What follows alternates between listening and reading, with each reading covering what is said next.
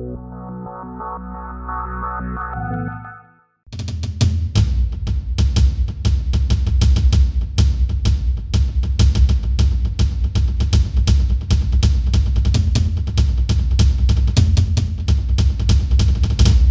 our weekly program One-on-One on Abntv televisions. Today we are going to be talking with the Resident Electoral Commissioner in Osun, Dr. Abntv, where we have the opportunity to discuss the level of preparedness of the Commission for the 2023 general election. It will interest you to know that here in Osun, there is not going to be a governorship election. We have in the Presidential, Senate, House of Rep, and the State House of Assembly. Today we'll be looking at the level of preparedness of the Commission in the states, PVC collection, and other information from the Commission to the members of the public, particularly Nigerians of 14 age. I have with me here in the studio Dr. Abntv. Thank you for joining us, sir. It's a pleasure, thank you. Yeah. Doctor, recently INEC offices across this country has been attacked. Osun State is not left out. It's just, I think, a case, if I'm correct, at Ede South local government. After the attack, what has been the new thing the Commission has put in place to checkmate or to forestall future occurrence of the attack? Yes, thank you, and thank you for having me. In the last 4 or 5 years, Osun State's INEC facilities at various local governments have been attacked, I think 7 times. 7 times? The one that happened in Ede was the 7th. 7th? And, yes, and recently my chairman came out to give the overall data, statistics of some of these incidents. But that is be as it is. Now, the question of what is INEC doing? INEC responsibility is to conduct election. The responsibility of securing our facilities is that of the security agencies. And to that extent, the Commission has engaged with them. They have assured us. As a matter of fact, in our various local government now, we have their presence being felt. At the state office here, they are all here also to keep the vigilance of the vicinity. So to the extent of those arrangements for now, the security of our facilities are protected. Just during the week, you visited the Nigerian Army, the engineering construction, you visited police, NOA, those on Wednesday, pardon me, you also visited the Federal Road Safety and Nigerian Custom. What has been the purpose or the message you are carrying to those agencies? No, the same message we all have for the election. Election is the message. And why we needed to visit them was to rekindle the consciousness of each of these agencies. We are all stakeholders. INEC is just one of the stakeholders. The statutory responsibility expected from each of these agencies are there. When election is coming like this, INEC is to engage them, to remind them, to exchange notes for that, to let us know where and how to go about it. And that is why there was need for us to go. And we went to them. They saw the need to collaborate, not just to collaborate, to sustain the existing collaboration. And we hope that by 2023 we shouldn't have any issue fundamental. What was the level of PVC collection in the state? Because now this is not, Osun is an off-cycle when it comes to the gubernatorial election. General election is just normal House of Rep and other elections. People tend to believe that, yes, we are not concerned about presidency, the federal House of Assemblies and the states. are you saying, like, what was the turnout in terms of PVC collection? In this Yeah, that is the narrative that we have to change. We have to change it because governorship election is just one of the elections. Like I've been trying to correct it. People should not think there is no more election. Other election, the stakes are high. Stakes are high. People are really going to contest it, and it's going to be a rigorous contest. So, for us, we continue to encourage people to get their PVCs. In Osun State, 1,955,657 are the people that have collected the PVC that are already registered. Those who have registered. Those who have registered. Okay. That, as I speak to you now, with the level of advocacy we have put out there, 406,810 are yet to collect their PVC. So it is on this over 400,000 now we are engaging for the purpose of advocacy. They must collect it. It is very, very important, because without it, people will not. You see, what people don't know in this current election is that Section 47, subsection 1 of Electoral Act is clear. If you intend to vote on election day, you must go to the presiding officer with your permanent voter card. And that is why I want to use this medium to discourage people who are making their PVC available for purchase. It's a criminal act. It's an act of, suppression of voter. It's a deliberate, orchestrated, plan by the political class to suppress voters from electorate. So that shouldn't be done. No matter how much, it's because people, they realize now that electorate are now very important. They are the determinant. They determine who governs them. They want to know. Yeah. Before now, they don't care, they go away. Now that their votes are counting, they want to stand there. So they should not sell it. It's criminal. And it's also an act that is liable to prosecution. So people must get this PVC, because if you don't have PVC, you cannot go through the beavers. Beavers is the machine or technology for accreditation.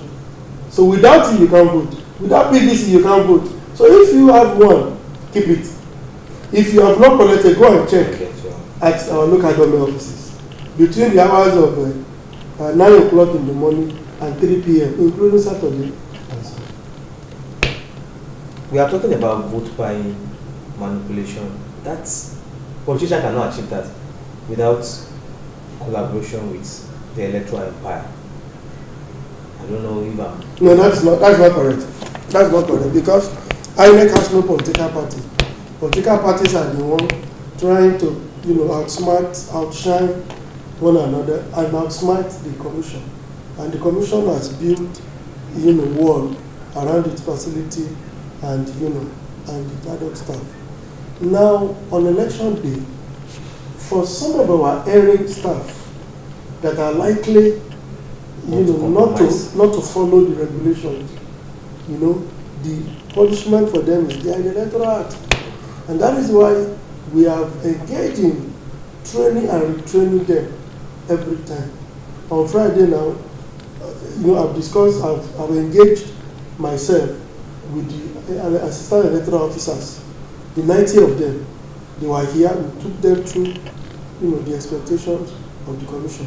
The 30 electoral officers, I'm bringing them on Friday to the state office for the same engagement. So we are going to open them to the regulation. We are going to teach them about the regulation. We are going to explain to them the implication of their action and inaction. So that, because for me, if anybody is found culpable, we are not just going to arrest and prosecute. First of all, we'll call the media, come and see them. Parade them. So when they see them, that these are the people that want to thwart our electionary process, then Nigeria will know the magnitude of the effort of INEC. So, I would like to digress a piece. What is the commission or the electoral empire doing to ensure that, or to build the confidence in Nigeria? Because there is this belief that our vote might not count, at the long run, INEC may compromise and sell our mandates. No, this one you have just mentioned, maybe it was said in 2015, not even 2019. Not even 2019. So are you saying there was nothing like that in 2019? No. Because there is insinuation, the spokesperson of PDP presidential candidate, Yes. Senator Dino Melaye, said Atiku Abubakar won the election, but INEC compromised, and he has said it on several occasions. Opinion is a free thing. Expression is also free. Nobody can hold you liable for it. But is that the fact? The winner was announced by INEC.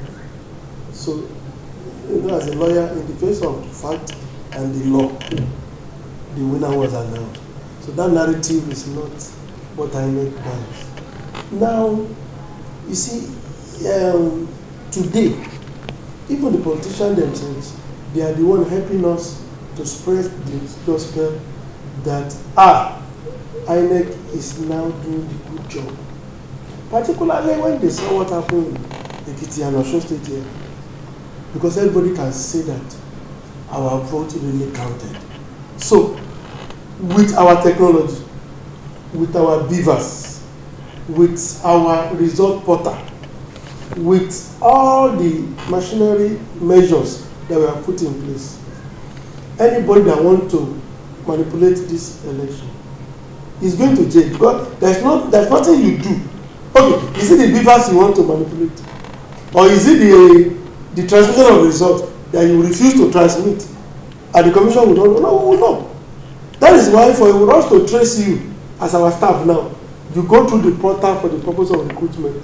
So that if there is anything not towards from you, we can trace you. We know who is doing what. So you can't run away. Okay. Before now, we didn't have the data. Okay. Because it was a manual recruitment. But now everything is digital, is electronic. So INEC is on top of the game. INEC will always make the people's vote to count anytime, any day. Well, now I want you to emphasize this for the purpose of viewers.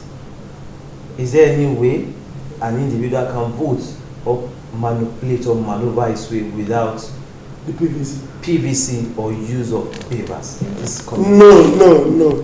Let me tell you, members of the public, it's an open truth that for you to vote, you must have permanent voter card, section 47, subsection 1 of the Electoral Act.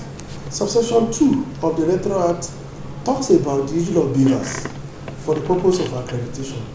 So, if you come to the polling unit and they try to authenticate or identify your fingerprint or facials, they try it first time, they try it second time, they try it third time. After 3 trials, I don't know if you are the highest person in the land. Whoever, I don't want to give the person name, but the highest person, if you are the person, and they try it 3 times, all this cannot go through the beavers. You will never be allowed to vote. So without beavers, you cannot do accreditation. In other words, it is the beaver that will accredit you. And before you go through the beavers, you must have in your hand your PVC. So don't let anybody tell you that we are buying your PVC, we are going to use it. If a third party PVC is found on you on election day, you are a criminal, and the securities will arrest you and you will be prosecuted. You will be shamed before you are prosecuted. So let us follow this. It is all these regulations, all these our facilities, our machines, our electronic portal that has given credibility to the process. In other words, all these machine, facilities, portal, beavers, all of them have given us the credibility for the process. So let all of us, let us believe in INEC. INEC will not do anything. Anybody that will win this coming election will be the person or persons that you electorate are going to vote for on election day. So let us know that. That is one. Second, let me also tell you that your result is guaranteed, is protected, is secured. How? From the polling unit, from EC8A, we now, beavers will be placed on it like this. The image, a snapshot will be taken, which of course is the image of that from EC8A result sheet. It is that image, because people think that INEC is inputting figures inside the beavers. No, it is the image of that from EC8A that will be transmitted into our result portal, such that members of the public can view this result portal. So I want to assure you that nothing but credible results and credible election will be delivered by INEC in 2023.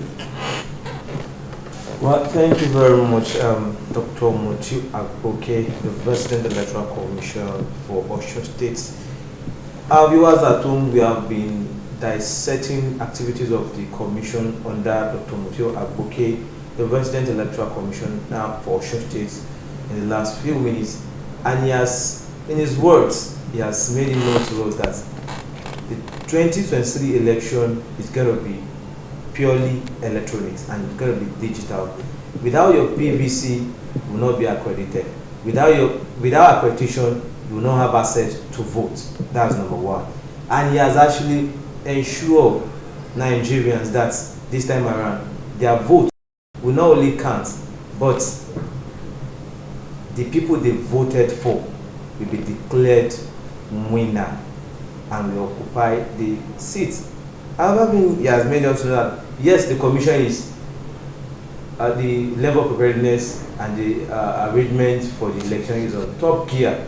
They are doing everything they can. That's why they have been engaging the critical stakeholders in the electioneering process. On behalf of the producers of this program and the entire production crew, I remember my humble self, Yusuf Vekiullah, saying, do have a great week ahead.